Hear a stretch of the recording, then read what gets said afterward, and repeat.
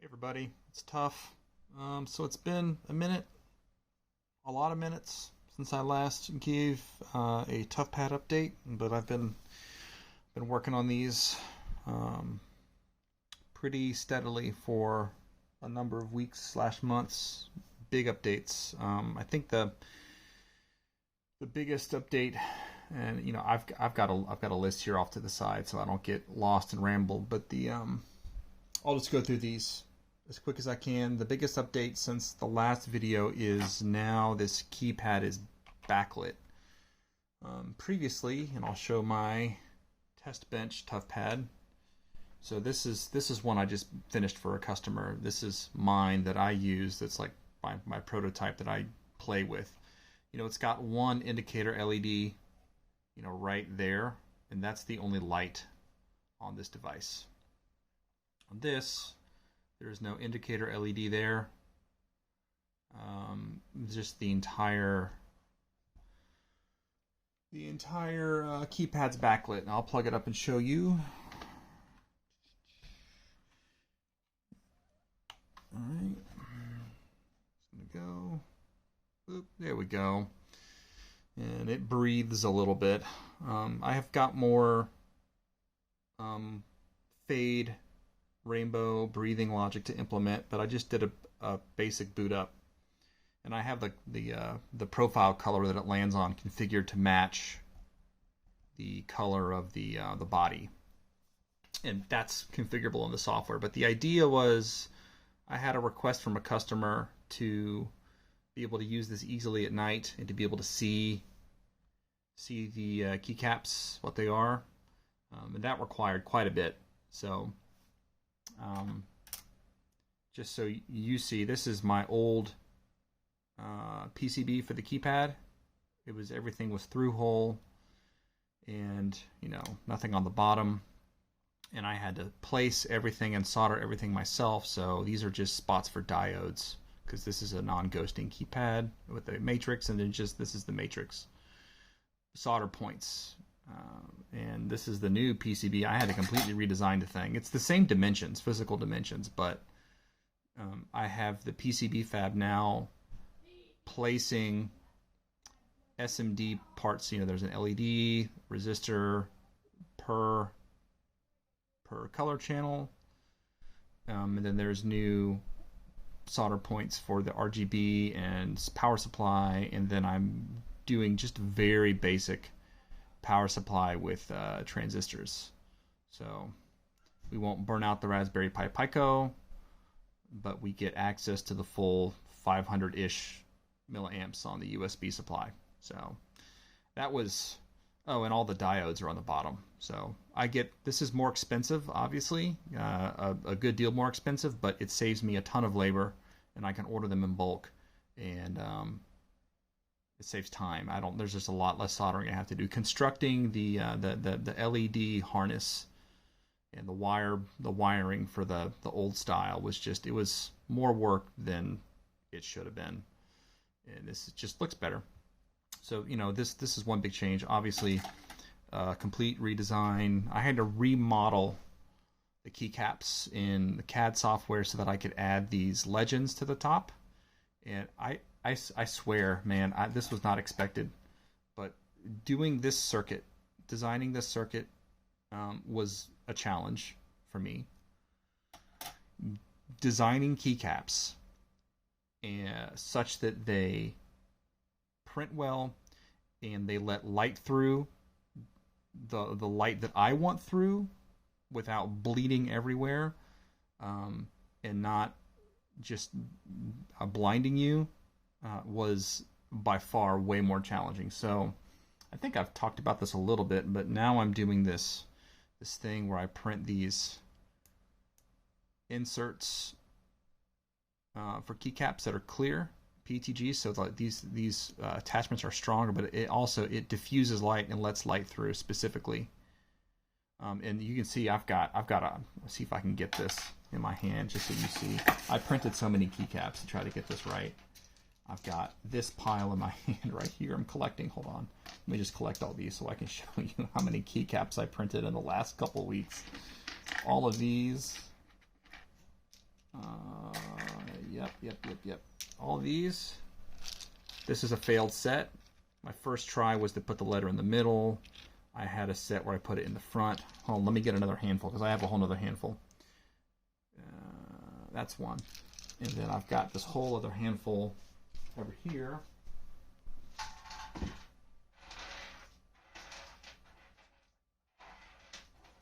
This is bigger somehow. This is an even bigger handful somehow. Like this is, I use so much resin to try to get this right. You can see there was an attempt there. I have some where I was trying to put them on the front. Yeah, see, I tried to put them on the front. Anyways, it's just a lot. Put all those down, but I figured it out. I think this is a good situation with the light. That means that all keycaps that I print now are going to come with legends on them. This particular customer asked for his bindings to be the legends, so that it says escape 1 2 3 4. He's not going to run profiles on this. He just wanted, whatever it is that my profile is, I want it on the these keycaps. I intend for just everybody else, unless there's a special request, to just do numbered. So it'll be 1 2 3 4 5 6 7 8 9 10 11 12 13 14 all the way down to 20, because you can rebind these in software, right? So yeah, this is obviously just a massive update to the pad, to the tuffpad. That's going to be on all these pads going forward, and I do have an upgrade path for previous customers. That whoever's interested in, whoever currently has a tuffpad and is interested in this, I'd say just reach out to me and we can go over the details on how that can happen. There's a few different ways we can make it work. But I do recognize that, and I hope everyone else who has bought one of these or is considering buying one of these realizes that I'm not Razer, I'm not Logitech. I'm a guy who's just kind of making these and designing these, and that by definition of this being just a super custom project, over time, as iterations happen and as the design improves, some people might just get saddled with a pad that's got older. It's just an older design iteration, and I don't know a way around that. So I'm going to do my best to offer reasonable upgrade paths for people who are in that situation. Anyways, before I run out of time, let's talk about some of the other improvements. So the other thing I've added is a 5-way switch, and this is indeed a 5-way switch. So it's not a stick. It's like a D-pad, so I can go up, back, left, right, and a center push. That necessitated making this kind of side module bigger to fit all the wiring. So there's a PCB down here with a wire harness and a bundle, and also just the standard Joy-Con.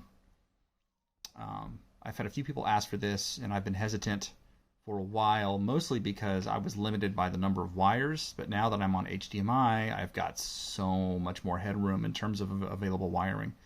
So this is new, and this is going to be on all tuffpads going forward. And I think it's in a good spot. It doesn't get in the way of the stick, and then you can easily just reach it with your thumb. Another thing is the personalization. So this is my first attempt at this. I think I can maybe just, as with all things that I do, I think this will improve over time is how I do this, but I wanted to be able to offer some amount of personalization. So just a color contrast to the rest of the body. This is this guy's name, his gamer tag or whatever. And I can print this where there is no personalization, or if you want your name there, we can put that there, no big deal. And that's not an upcharge, that's just part of this package. So all tuffpads going forward can have that, or you can opt to not have that if you would rather. And that's basically it. Just getting this right, getting the backlight right, the circuit designed, the PCB designed, the waiting on the PCB fabricator, and then going through many iterations on Keycap design and Keycap manufacturing process and Keycap finishing process. Like that was, oof, man, that was a lot of work. But I think I've landed in a good place without having to resort to buying double shot keycaps from somebody. I can still make these myself.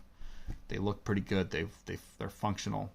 And since these are MX switches, he doesn't have cherry blues under here, but you know, standard MX stem, you can put whatever keycaps on here you want, you know, quote unquote aftermarket if you want to. So I just wanted to provide a kind of a default good enough set, and that's what I believe I have. Yeah, I'm not going to ramble here. That's it. It had been a minute since I've shown anything off, and obviously there'd been some really big changes, and I just wanted to show you guys the changes.